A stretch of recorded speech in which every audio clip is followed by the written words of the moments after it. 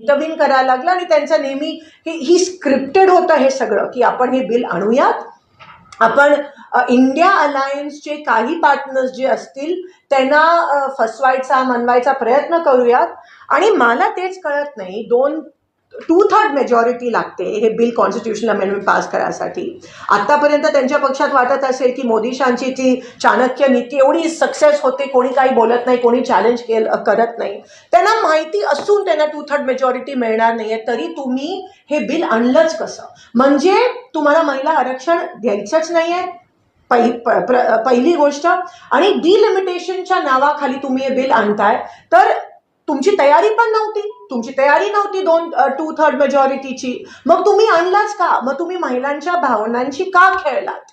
हा माझा त्या ठिकाणी प्रश्न आहे. आणि ते खूप मोठ्या प्रमाणात पहिल्या दिवशी बॅकफूटवर गेले, त्यांनी इंटरव्हीन केलं. त्याच्यानंतर दुसऱ्या दिवशी काय होणार आहे हे नेमकं आम्हाला कोणालाच माहिती नव्हतं, खूप अनसर्टिनिटी होती.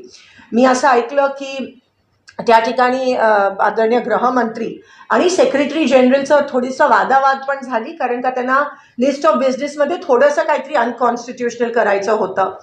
त्यांचा वादावाद झाली म्हणून दुसऱ्या दिवशी ते उत्तर कधी देणार आहेत, रिप्लाय कधी देणार आहेत, वोटिंग होणार आहे का नाही, वोटिंग कसं होणार आहे हे आम्हाला कोणालाच कळलं नाही, कारण का एकंदरीत सरकार बॅकफूटवर गेली. त्यांची स्क्रिप्ट अशी होती की त्यांना आम्हाला महिला विरोधी दाखवायचं होतं, पण त्यांचा गेम पूर्ण उलटला.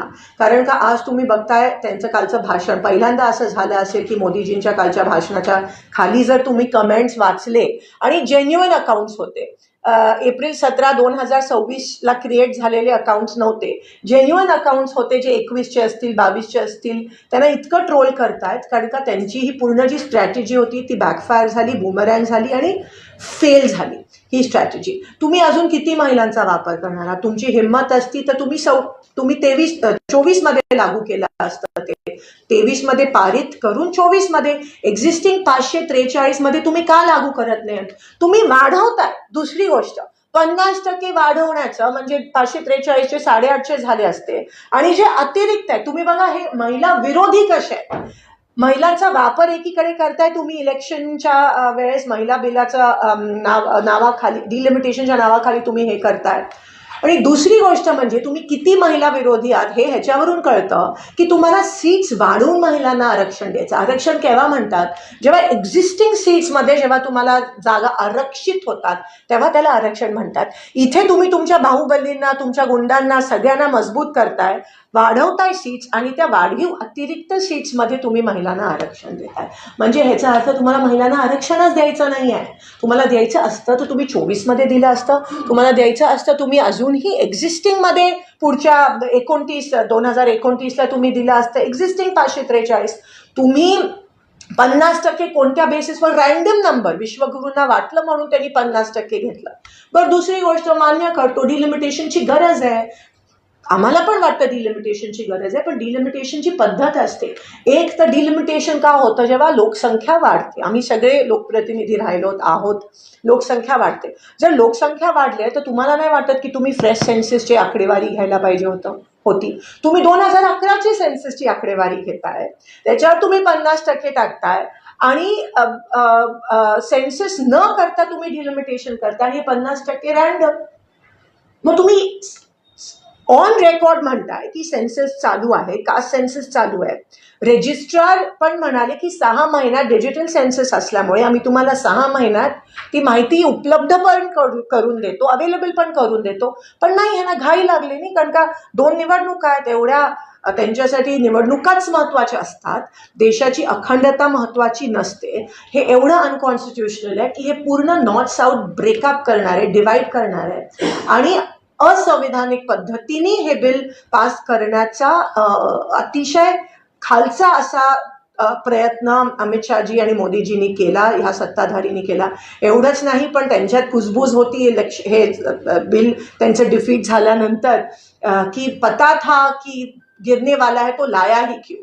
एवढी मोठी एम्बॅरेसमेंट गव्हर्नमेंट सत्ताधाऱ्यांना झाली. आणि म्हणून त्यांचा पूर्णपणे फेलियर आहे, त्यांचा पूर्णपणे डिफीट आहे. महिलांना नेहमीप्रमाणे पुढे करून हे डिलिमिटेशन बिल पारित करण्याचा अतिशय घाणेरडा असा प्रयोग मोदीजी, अमित शहाजी आणि पूर्ण BJP करत होते ते बॅकफूटवर गेलेत. आणि म्हणून हे जे आज तुम्हाला दिसतंय मुख्यमंत्री प्रेस कॉन्फरन्स घेत आहेत, इतर सगळे मोदीजींनी काल खूप म्हणजे इमोशनल म्हणावं प्रयत्न केला, पण ते आता त्यांचे ते गिमिक्स ज्याला म्हणतात ते काम करणार नाही आहे. कारण का त्यांचा खोटा चेहरा जो आहे तो आता उघड पडला आहे. त्यांचे सगळे जे कट कारस्थान आहेत महिलांच्या विरोधात ते सगळे उघड पडलेत आणि आता काही चालू शकणार नाही. हा त्यांचा डेस्पिरेट अटेम्प्ट होता, लास्ट अटेम्प्ट होता, पण काही नाही, आता ते पूर्णपणे उघड पडलेत आणि आपल्याला दिसून येतील. मी मी मी कोण लागून गेली, पण जेव्हा आपण बघतो कमेंट्स बघतो सोशल मीडियावर किंवा खूप जण आता बोलायला लागलेत त्याबद्दल, की आपल्याला कळतं की महिला विरोधी भाजप महिलांचा वापर करून डिलिमिटेशनचं बिल आणण्याचा प्रयत्न, आरक्षणाच्या विरोधात असलेले, कारण का ॲडिशनल सीट्समध्ये त्यांचे काय, त्यांचे बाहुबली, त्यांचे गुंडाराज, त्यांच्या सगळ्या लोकांचे सीट्स परमनंट करून फक्त अतिरिक्त सीट्स महिलांना द्यायचा त्यांचा विचित्र प्रयत्न होता.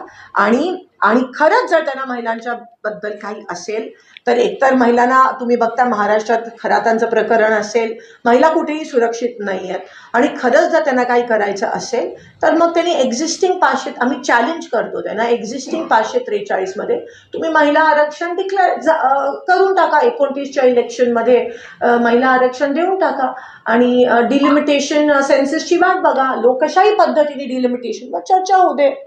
पण हे जे तुम्ही देशाची अखंडता, देशाची एकंदरीत जी युनिटी आहे ती तुम्ही खराब करण्याचा विचित्र घाणेरडा प्रयत्न आजपर्यंत कोणी केला नसेल. आणि फक्त 2 इलेक्शनसाठी, म्हणजे तुम्ही बघा काल पण नॅशनल प्लॅटफॉर्मवर येतात, काँग्रेसचं नाव 50 वेळा घेतात, कमीत कमी 50 वेळा घेतात. हा नॅशनल प्लॅटफॉर्म आहे, मागे तुमचा तिरंगा होता, BJPचा झेंडा नव्हता, आणि मग एवढा ड्रामा त्या ठिकाणी तुम्ही करता. आणि खरंच काही असेल तर मग आणा बिल, आता ताबडतोब पारित करा. ते पारित तर झालंय, लागू करा 543 वरती बिल आणि महिला आरक्षण लगा. सगळ्यांना, सगळ्या महिलांना त्या ठिकाणी सुरक्षित द्या. त्या पक्षात एक तर लोकशाही नाही आहे. आपण ऐकतो की त्यांच्याच महिला म्हणतात की आपको तो बोलने के लिए चान्स मिळता है, हमें तो चान्स भी नहीं मिळता है, म्हणजे ऑफ द रेकॉर्ड सांगितलं तर असं आहे. आणि आज जे हे म्हणतात की काँग्रेस किंवा इंडिया अलायन्स महिला विरोधी आहेत, नेमके तेच. आणि आपण बघतो RSS पासून आत्तापर्यंत महिलांना ऑब्जेक्टिफाय करतात, महिलांना तुच्छ समजतात, महिलांना एकदम खालचं स्थान देतात, महिलांना संरक्षण देत नाहीत. आणि नेमकं सगळ्यांना माहिती आहे की कोण महिला विरोधी आहे आणि कशा प्रकारे महिलांचा वापर करून महिलांच्या नावाखाली महिलांच्या भावनेशी खेळून तुम्ही डिलिमिटेशन बिल स्वतःच्या फायद्यासाठी, जिकडे जिकडे तुमची सत्ता आहे, ज्या राज्यात तुमची सत्ता आहे तिकडे तो 50% फॉर्म्युला फायदेमंद ठरणार आहे, जिकडे तुमची सत्ता नाही आहे तिथे तो फायदेमंद ठरणार नाही आहे. आणि म्हणून येणाऱ्या अनेक वर्ष आमचंच राज्य असेल, आमचीच हिटलरशाही असेल, ह्या दृष्टिकोनातून ह्या उद्देशाने तुम्ही ते बिल आणण्याचा वाईट प्रयत्न केला, त्याचा मी निषेध करते आणि महिला विरोधी भाजपचा पण निषेध करते.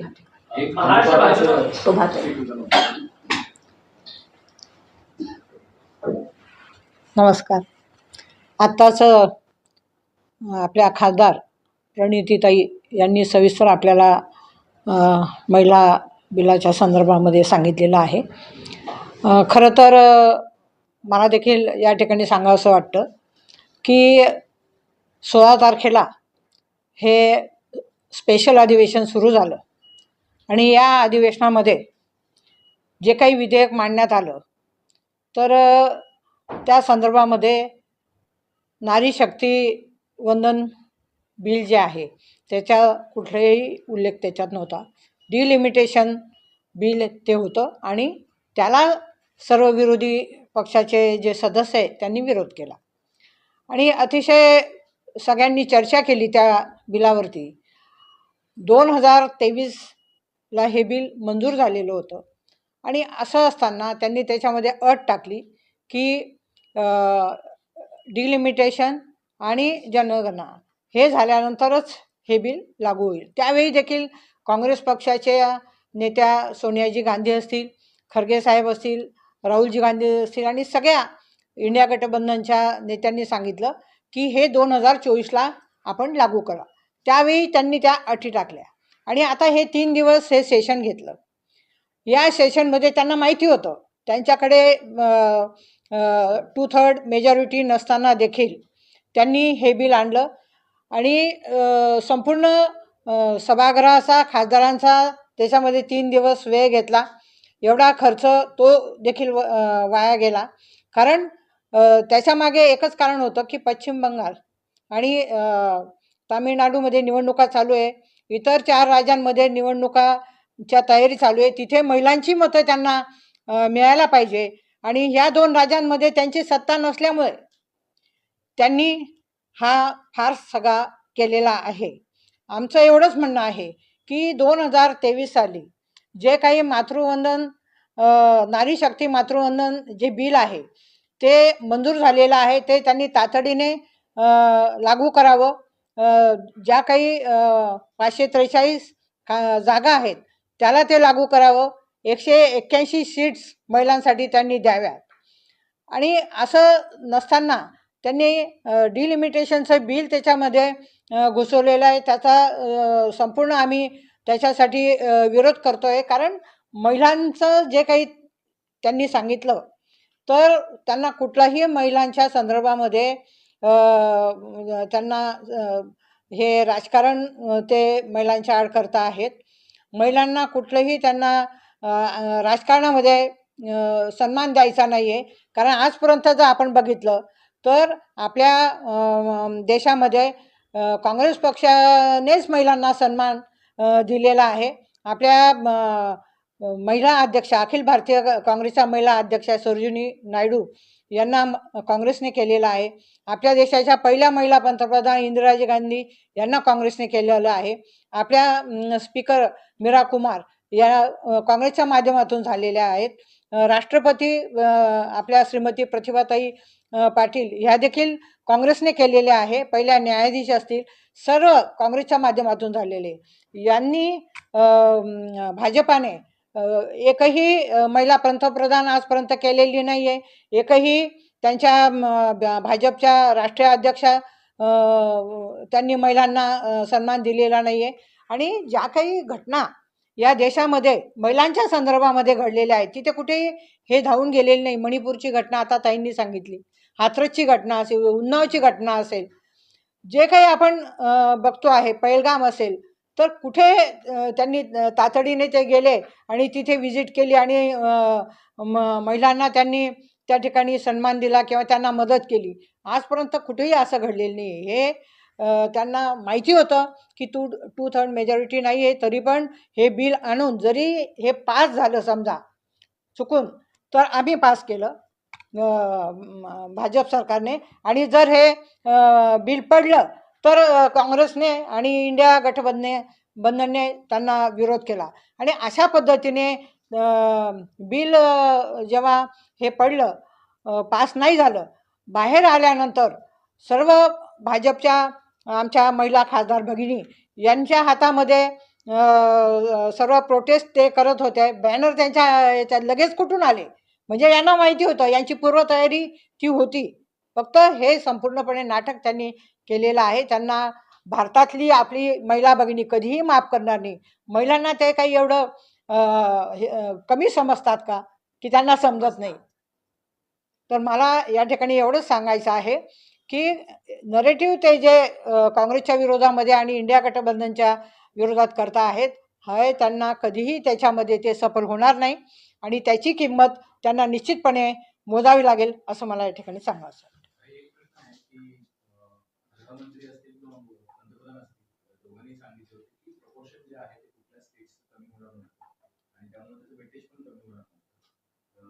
हा जो एक साऊथ वर्सेस नॉर्थ डिवाइड करण्याचा प्रयत्न आहे असा आरोप जो केला जातो तो चुकीचा आहे. तुमचा टेक काय आहे? पहिले प्रथम जे बिल आहे जर तुम्ही बघितलं तर तिथे लिहिलं आहे फक्त की 543 वाढून 850 होतात, 850 होतील आणि ते 815 असे हे लिहिलं आहे. पण ते 50% त्या बिलमध्ये कुठेही उल्लेख नाही आहे, पहिली गोष्ट. दुसरी गोष्ट, जेव्हा दोनदा अमित शहाजी त्यावेळेस त्या दिवशी आणि दुसऱ्या दिवशी रिप्लायमध्ये तुम्ही बघा ते फक्त जे दक्षिणेचे राज्य आहेत त्यांची आकडेवारी देत होते. पण उत्तर आम्ही समोरून सांगत होतो की उत्तर भारतीय जी राज्य आहेत त्यांची पण आकडेवारी द्या. आज तगायत त्यांनी ती आकडेवारी आपल्या समोर मांडली नाही आहे. जे प्रपोर्शनेट इन्क्रीज होणारे वरच्या उत्तर राज्यांचे, कारण का तिथे पॉप्युलेशन एक्सप्लोजन आहे, आणि जे साऊथचे स्टेट्स आहेत दक्षिण भारताचे त्यांनी पॉप्युलेशन बऱ्यापैकी कंट्रोल केलं आहे, म्हणून कदाचित त्यांना शिक्षा होते का काय ह्या माध्यमातून, असं एक डिस्पॅरिटी ह्या बिलच्या माध्यमातून दिसून येते. आणि म्हणून हे डिलिमिटेशनवर आपण खरं तर चर्चा करावी. महिला आरक्षण आणि डिलिमिटेशनच्या बिलाचा काळी मात्र संबंध नाहीये, हे खरं तर सगळीकडे येणं गरजेचं आहे. त्याचा उल्लेख पण नव्हता. मुख्यमंत्री म्हणतात डिबेट करायला मी तयार आहे कुठल्याही नेत्यासोबत, ओपन चॅलेंज केले. आम्ही पण त्यांना ओपन चॅलेंज करतो. मुख्यमंत्री नाही, त्यांच्या बॉसना पण आम्ही ओपन चॅलेंज करतो. पहिले तर प्रेस समोर या, प्रेसची प्रश्न घ्या, आणि काँग्रेसच्या सगळ्या महिला, आम्ही इंडियाच्या सगळ्या महिला, आणि तुम्ही एक जमत असेल तुमच्या सगळ्या मुख्यमंत्र्यांना बसवा. चला, योगीजी असतील, फडणवीसजी असतील, सगळे मुख्यमंत्री, प्राईम मिनिस्टर, आणि आम्ही काँग्रेसच्या फक्त महिला, तुम्हाला आम्ही उत्तर देऊ, आणि तुम्हाला, आणि डिबेटला आम्ही चॅलेंज करतो तुम्हाला. आणि फडणवीस जी काही स्क्रिप्टेड सगळं वाचताय तुम्ही बघा, कालपासून त्यांचे जेवढे लोक प्रेस कॉन्फरन्स घेत आहेत त्यांची स्क्रिप्ट तयारच आहे, आणि ती स्क्रिप्ट आता खरं तर लागू होत नाही, कारण का ते एक्सपोज झालेत ऑलरेडी, म्हणून ती त्याचा उपयोगच नाही आहे त्या स्क्रिप्टचा.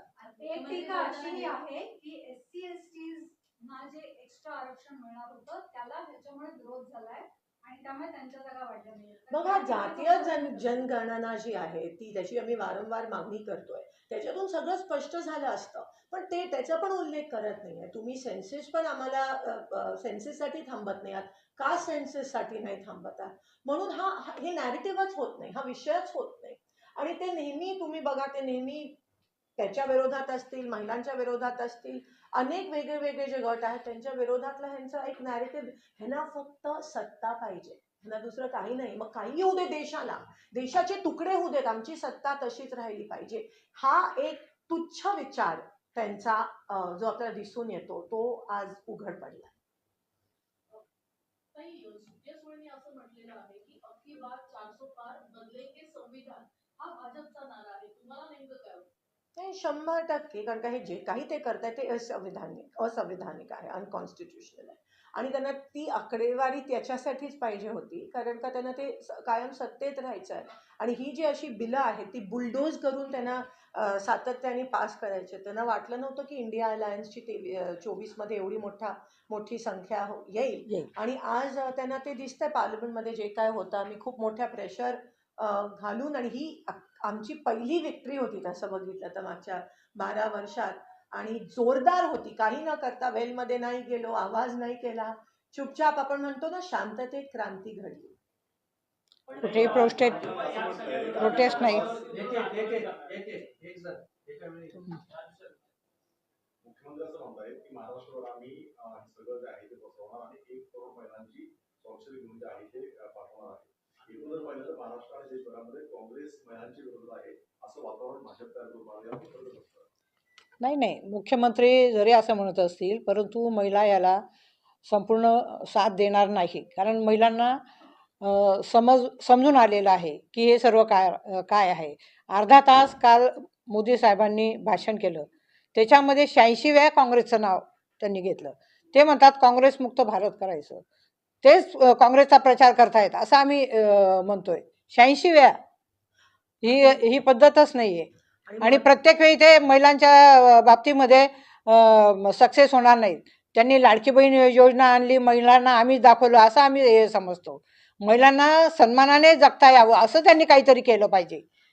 प्रथमतः म्हणजे 73वी आणि 74वी जी अमेंडमेंट होती त्याच्यामुळे आज 15 लाख महिलांना देशभरात फायदा होतोय, तो काँग्रेसमुळे होतोय. त्यांच्या पण क्रॉस पार्टी लाईन्स, बीजेपी असेल, सगळ्या पक्षांच्या महिलांना ती काँग्रेसची क्रांतिकारी अमेंडमेंट होती जी आदरणीय राजीव गांधींनी आणली. आज त्यांच्याच महिला सत्तेत ते महापौर बनू शकतात, कारण का आम्ही ती अमेंडमेंट कॉन्स्टिट्यूशन मध्ये इंट्रोड्यूस केली. आज एवढ्या महिलांचा त्या ठिकाणी फायदा होतोय. म्हणून त्यांनी 1 कोटी काय, त्यांनी पुरुषांची पण सह्या घ्याव्या, महिलांच्या पण घ्याव्या, सगळ्यांच्या घ्याव्या. ते काय 1 कोटी सत्ताधाऱ्यांना अवघड नाहीये जमा करणं. एकाची ते आता ट्रोलिंग मध्ये पण आपण बघतो की एवढे विचित्र नावं असतात, फेक अकाउंट, तर फेक सह्या घेतील, ती त्यांची मोडेस ऑपरंडी आहे. आणि खरंच जर त्यांना करायचं असेल तर आता ते पारित करा ते बिल. पण तुम्ही एकीकडे लाडकी बहीण जी इलेक्शनच्या तोंडावर आणली, आज तुम्ही बघा ग्रामीण भागात आणि शहरात लाडक्या बहिणीचे अकाउंट सगळे बंद झाले, ते अटीतटी लावल्यात. लाडक्या बहिणीची सगळी योजना ठप्प पडली आहे. आणि लाडक्या बहिणीसाठी त्यांनी संजय गांधी निराधार योजना, जी काँग्रेसची क्रांतिकारक योजना होती, त्याच्यामुळे ती निराधार बाई वाट बघायची की माझे 1000 रुपये कधी येतात महिन्याचे, ती बंद केली. ती योजना. लाडकी बहीण म्हणजे हा किती तुम्ही अपमान करताय महिलांचा, तुम्ही किती वापर करताय. नेमकं इलेक्शन आलं की ह्यांचा जुमला, ह्यांचा धमाका किंवा ह्यांची अशी योजना येते. मग ह्याच्यापेक्षा मोठा अपमान काय असू शकतो महिलांचा. तुम्ही महिलांना ऑब्जेक्टिफाय करताय, तुम्ही तुच्छ समजताय, तुम्ही त्यांचा 100% तुम्ही राजकीय हेतू पुरस्सर वापर करण्याचा हा जो तुमचा प्रयत्न आहे, तो इतका गलिच्छ राजकारणाचा ही जी कडे आपण वळतोय, महाराष्ट्राने असं एवढं वाईट राजकारण कधीच बघितलं नव्हतं, देशाने कधी बघितलं नव्हतं. सोलापूरचे पालकमंत्री आहेत जयकुमार गोरे यांनी तुमच्यावरती काही टीका केली. ते म्हटले की महिला खासदारांनी महिला आरक्षणाचा विरोध करणं म्हणजे त्यांचा बौद्धिक त्रास आहे अशा हे पद्धतीने. बघा, त्यांचा अजेंडाच आहे आमच्यावर टीका करण्याची. तर त्यांच्याबद्दल मला जास्त काय बोलू इच्छित नाही. त्यांचा इतिहास काढायला मला वेळ नाही आणि महिलांच्या प्रती. मुख्य म्हणजे महिला आरक्षणाचा विषयच नव्हता, हे आधीच सांगितलं होतं. हिंदी में ब्रीफ कर दीजिए, महिला आरक्षण को लेकर आप प्रेस कॉन्फ्रेंस कर रही हैं। कल लखनऊ में हूँ मैं. देखिए जो परसों सत्र हुआ पार्लियामेंट का, उसमें महिला आरक्षण बिल का विषय ही नहीं था. वहाँ पे डिलिमिटेशन बिल का विषय था और महिला आरक्षण बिल 2023 में पारित हुआ.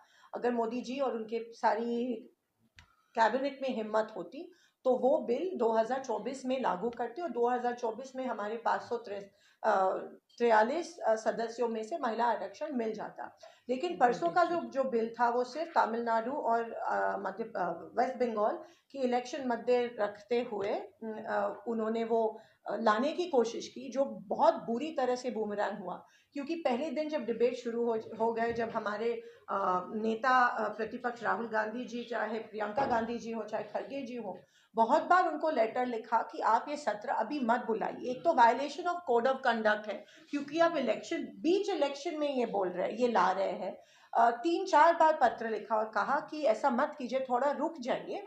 15 दिन से क्या फर्क पड़ेगा, बिल ऑलरेडी पारित है, ध्यान में लीजिए, बिल ऑलरेडी पारित है. अगर आपको डिलिमिटेशन पे चर्चा करनी है तो थोड़ा रुक जाइए. इतनी जल्दबाजी क्या करनी चाहिए. लेकिन खैर, मोदी जी की आदत ही है, चाहे वो जुमला हो, चाहे वो धमाका हो, चाहे वो लाडली बहन योजना हो, कोई भी इलेक्शन के पहले महिलाओं के भावना के साथ बहुत बड़ा खिलवाड़ बीजेपी की तरफ से हमेशा होता है. तो वही किया गया और डिफीट हमें गर्व है कि हमने इस देश की अखंडता को, जो बिल धोखे में लाने की कोशिश कर रहे थे जो बिल के माध्यम में से बीजेपी, वो बिल हमने वहाँ पे डिफीट किया. अगर ये महिला आरक्षण के बारे में सीरियस होते, गंभीर होते, तो 23 में पारित होके 24 में लागू होता. हम आज भी उनको चैलेंज कर रहे हैं कि 2029 में आप महिला आरक्षण लागू करो. लेकिन इनका षड्यंत्र ये है कि 50% बढ़ा के जो एडिशनल सीट्स है उनमें महिलाओं को आरक्षण देना चाह रहे हैं, और ताकि उनकी जो बाहुबली हो, उनके जो गुंडा हो, उनके जो एमपीज हो, वो उनकी सीटें जो है वो सुरक्षित रहे, और महिलाओं को एडिशनल सीट्स देने की उनकी साजिश थी. 50% का जो उल्लेख है वो बिल में कहीं नहीं था. तो ये सब रैंडमली किया गया. उनका जो मोदी शाह का जो हमेशा षड्यंत्र होता है वो फेल गया. इस टाइम वो हडिल में चले गए. हमने देखा कि पहली बार मोदी जी ने, जो कभी पार्लियामेंट में बैठते नहीं है, वो पहले दिन भी बात किए, उन्होंने इंटरवीन किया. और क्योंकि हमारा नैरेटिव जो है ऑपोजिशन का, वो धीरे धीरे सेट होने लगा. आज आप सोशल मीडिया भी देख रहे हैं, इन्फ्लुएंसर्स देख रहे हैं कि मोदी जी का जो मुखौटा है झूठा, वो पूरा एक्सपोज हो गया है कि उन्होंने महिलाओं के साथ खिलवाड़ की है. महिला आरक्षण और डिलिमिटेशन का कोई संबंध नहीं. प्रधानमंत्री ने संबोधन किया, उसके बाद महिला आरक्षण को लेकर उनका स्पष्ट बयान यह है कि इस संशोधन के जरिए मेरी एक ईमानदार भरी प्रयास था कि सभी महिलाओं को जो है समान तरीके से सम्मानित किया जाए, एक प्लेटफॉर्म दिया जाए. लेकिन कांग्रेस और उसके सहयोगी पार्टियों ने इस देश में भ्रूण हत्या का पाप किया है. उनको इतना ऐसा लगता है तो 2023 में ये बिल जब मंजूर हुआ तो 24 में क्यों नहीं लागू किया. क्योंकि एक मत से ये बिल मंजूर हुआ था 2023 में, मातृ शक्ति वंदन बिल, नारी शक्ति वंदन बिल। तो क्यों लागू नहीं किया? उनको इतना महिलाओं को सम्मान देना था, एक साथ उनको ये करना था। और देखिए देखिए मोदी जी जब से सत्ता में आए हैं बीजेपी, तब से उन्नाव हुआ है, तब से हाथरस हुआ है, तब से हमारे जो रेसलिंग फेडरेशन जो महिलाएं हैं उनको दिल्ली के स्ट्रीट्स पे उनको खींचा गया है, उनके उनके साथ सेक्सुअल हैरेसमेंट की गई कहाँ है। गए थे? जिन्होंने वो किया, वो बृजभूषण जी को हार और उनका स्वागत किया गया पार्लियामेंट में। मणिपुर में आज एक मणिपुर के बारे में पीएम बोलते नहीं है। मणिपुर में महिलाओं को आपने देखा किस अवस्था में वहां पे चलाया गया। महाराष्ट्र में आज जो कांड हो रहा है उसके बारे में कुछ नहीं कह रहे हैं। तो सबसे ज्यादा अगर स्त्री भ्रूण हत्या तो हो रही है, लेकिन सबसे ज्यादा एक जागती जीती महिला की हत्या और उसकी कैरेक्टर असैसिनेशन सबसे ज्यादा अगर कभी हुई है तो वो बीजेपी की कार्यकारिणी है। मुख्यमंत्री जिस तरीके का नैरेटिव गवर्नमेंट खास करके मुख्यमंत्री लेकर है, उनका कहना ऐसा है कि जो विमेंस रिजर्वेशन है उसको हम डिलिमिटेशन के साथ डीलिंक बिल्कुल नहीं कर सकते। थोड़ी देर पहले उन्होंने प्रेस कॉन्फ्रेंस लिया और उन्होंने कहा कि the reason why the bill has been reintroduced is because in 2023 the census there was not much clarity about census or delimitation, but it was never to be a surprise that delimitation will become a part of it. They are still linking it to the 2011 census. Those numbers were with them in 23 as well, in 24 as well. They couldn't have done it. They could have done it back then. Why are you not using the new census? Someone should ask the chief minister that. But the registrar has gone on record saying that we will make the data available in 6 months. It's a digital census. Why are you not doing a caste census? Then the SC/ST OBC issue will also be solved. Why are you using 2011 census for a delimitation exercise that is to be done now? On what basis are you doing it, and in which way is Mahila Arakshan linked to delimitation? How? Please ask. His script is a big failure. मुख्यमंत्री की script बहुत बड़ी तरह से fail हुई है। Ask हिम, वो बहुत तज्ञ है ना, टेक्निकल कहते हैं मोदी जी की, टेक्निकल इसमें मत लाओ। फडणवीस जी तो बहुत एक्सपर्ट है टेक्निकल इश्यूज पे, उनको पूछ लीजिए महिला आरक्षण किस तरह से डिलिमिटेशन से लिंक्ड है। आप 543 में महिला आरक्षण देने वाले हैं या नहीं, उनको पूछो 543 में महिला आरक्षण लागू हो सकता है या नहीं, और अगर उनका जवाब हाँ है तो डिलिमिटेशन और महिला बिल का कोई संबंध नहीं है। इन्हीं मुद्दों पे क्यों संबंध है?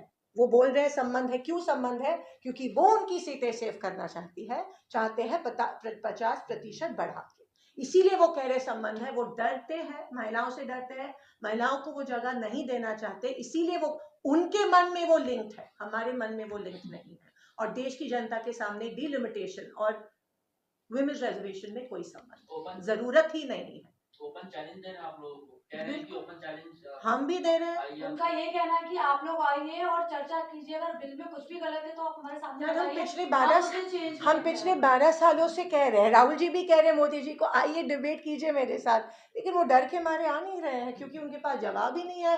चलो मोदी जी तो व्यस्त, फडणवीस जी को बोलो सामने आए, हम 2 ही काफी है।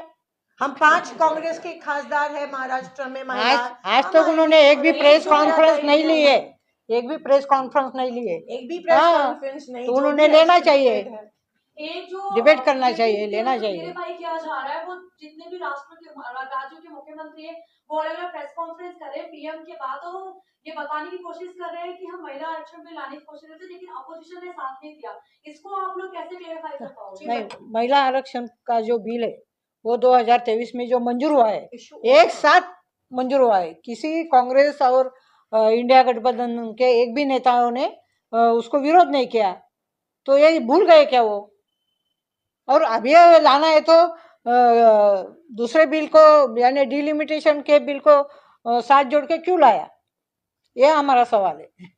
और 850 सीटें कहाँ से लाए उन्होंने, उसका आंसर चाहिए। मुख्यमंत्री यांनी बोलताना असं सांगितलं आहे की ज्या पद्धतीनं हा विरोधकांनी केलेला आहे, कुठेतरी स्त्री भ्रूण हत्या संदर्भात खरं तर त्याचं एक लिंक केलेलं आहे। मोठे मोठे शब्द अशा वेळेस वापरण्यात आलेले आहेत। तुम्हाला वाटतं की या निवडणुकीच्या पार्श्वभूमीवर महिलांपर्यंत हे शब्द गेल्यानंतर त्याचे काही परिणाम वेगळे बघायला मिळतील? बघा, महिला ज्या आहेत ना, खास करून महाराष्ट्राच्या, त्या बीजेपी पेक्षा हुशार आहेत। त्यांना बरोबर माहिती आहे की स्त्री भ्रूण हत्या असेल, महिलांवर होणारे अत्याचार असतील, खरातांचं सगळं कांड असेल किंवा आपलं बदलापूरमध्ये झालेलं आणि ते सगळं, आणि वारंवार पीडित महिला, दलित महिला, महिला अ, अ, ग्रामीण भागातल्या महिलांवर अत्याचार होतो. आज लाडकी बहीण पण खूप मोठ्या प्रमाणात आता अत्याचारच ठरत आहे, कारण का इलेक्शनच्या तोंडावर तुम्ही लाडक्या बहिणीसारखी योजना आणता, इलेक्शन झालं जिंकून आलं की लाडक्या बहिणीची योजना बंद कमी करता. करता, ती बंद वरून टेबलाच्या वरून लाच देण्याऐवजी तुम्ही खालून देण्याच्या ऐवजी वरून देण्याचा प्रयत्न सगळ्या राज्यांमध्ये करता. आणि संजय गांधी निराधार सारखी क्रांतिकारी योजना तुम्ही बंद करता, लाडकी बहीण बंद करता. मग हा नाही का महिलांचा अपमान? ही नाही का म्हणजे त्या जिवंत महिलाची हत्या? अहो, तुम्ही महिलांचं कॅरेक्टर असॅसिनेशन करता. तुम्ही बघा ह्यांचे ट्रोल, महिला आमदार आणि खासदारांना किती ट्रोल करतात आणि कोणती भाषा वापरतात. समोर यायची हिंमत नाहीये, ते मागच्या बाजूला बसून समोर येणं तुम्हाला कळणार पण नाहीये, असे आहेत हे. आणि RSS पासून त्यांची संस्कृती आहे. RSS पासून ते आतापर्यंत यांची संस्कृती महिलांना तुच्छ समजणारी, महिलांच्या विरोधात बोलणारी. उन्नाव त्यांच्या वेळेस झालं, हाथरस झालं त्यांच्या. मणिपूरमध्ये काय चालू आहे? त्या महिला ज्या आपल्या कुस्ती खेळणाऱ्या महिला आहेत, त्यांना दिल्ली इंडिया गेटच्या बाहेर खेचडत पोलिसांनी त्यांच्यावर अत्याचार केले. आणि त्या जो खासदार आहे ज्यांनी त्यांच्यावर अत्याचार केले, बीजेपीची सगळी लोक त्यांना त्यांचं स्वागत करतात. करताय. ही त्यांची मानसिकता आहे महिलांच्या विरोधी असणारी. म्हणून तुम्ही आता स्त्री भ्रूण हत्या वगैरे म्हणूच नका. तुम्हाला स्त्री भ्रूण हत्याची संख्या आम्ही काढून दाखवतो किती काय होते ते PCPNDTचं. कसं मी सोलापूरचं उदाहरण देते. सोलापूरच्या बॉर्डरवर त्या ठिकाणी बॉर्डर असल्या कारण दोन्ही राज्याचं रजिस्ट्रेशन नसताना तिथे येऊन ह्यांच्या समक्ष डॉक्टर PCPNDT करतायत आणि स्त्री भ्रूण हत्या. म्हणजे तुम्ही बोलूच नका. त्यांच्या पक्षात महिलांना अधिकार नाही आहेत. आमच्या पार्लिमेंटमध्ये ऑफ द रेकॉर्ड बोलणं की ते म्हणतात की आपको तो चान्स मिळता है, आपकी पार्टी में तो लोकशाही आहे, हमें तो चान्स ही नहीं मिळता है. त्यांच्या फक्त 2 लोक बोलतात, हे तुम्ही बघता, मी काय. तुम्ही बघता संसदेत कोण 2-3 ठेवलेले आहेत ते बोलतात नेहमी. महिलांना चान्स नाही मिळत. आता कधी नव्हे महिला बिलावर दाखवली आरक्षणावर चर्चा आहे म्हणून त्यांना ते थोडं तरी बोलू दिलं. त्यांच्या महिला म्हणत होता माहिती होतं एम्बॅरेसमेंट होणार होती तर कशाला आणलं बिल. एवढी मोठी त्यांचे चेहरे बघण्यासारखे होते खरं तर हे बिल पडल्यावर. आणि मला एक मराठीतलं मला सांगावंसं वाटतं की काँग्रेस पक्षाने ज्यावेळी राजीव गांधी पंतप्रधान होते 1987 साली पंचायत राज बिल जे आणलं, स्थानिक स्वराज्य संस्थांमध्ये 33% आरक्षण राजीवजींनी आणलं. आणि त्यानंतर मनमोहन सिंग साहेबांनी सोनिया गांधी UPAच्या अध्यक्ष होत्या, त्यांनी 50% ते बिल आणलं. तर त्यामुळे खऱ्या अर्थाने पहिल्यांदा महिलांना संपूर्ण ग्रामपंचायतपासून नगरपंचायत असेल किंवा महानगरपालिका, जिल्हा परिषदा 15 लाख महिलांना त्या ठिकाणी त्या निवडून आल्या आणि त्या अतिशय चांगल्या पद्धतीने कारभार करता आहेत.